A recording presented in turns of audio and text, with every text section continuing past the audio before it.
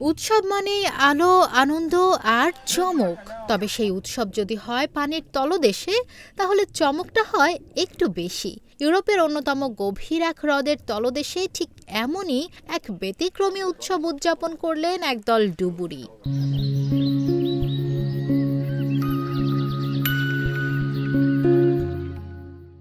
শনিবার উত্তর মেসিডোনিয়ার লেক ওহরিদে অভিনব এই আয়োজন করেন অ্যামফোরা ডাইভিং ক্লাবের সদস্যরা। স্যান্টা ক্যাপ পরে তারা ডুব দেন হ্রদের গভীরে এবং সঙ্গে নিয়ে যান সাজানো একটি ক্রিসমাস ও নববর্ষের গাছ। গাছটি সম্পূর্ণ সাজানো অবস্থায় হ্রদের তলদেশে স্থাপন করা হয়।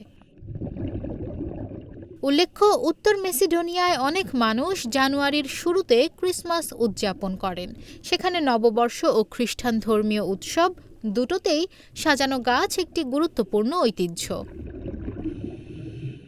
এই ব্যতিক্রমী ক্রিসমাস ট্রিটি ডাইভিং ক্লাবটি উৎসর্গ করেছে দুর্লভ রোগে আক্রান্ত শিশুদের প্রতি সম্মান জানাতে।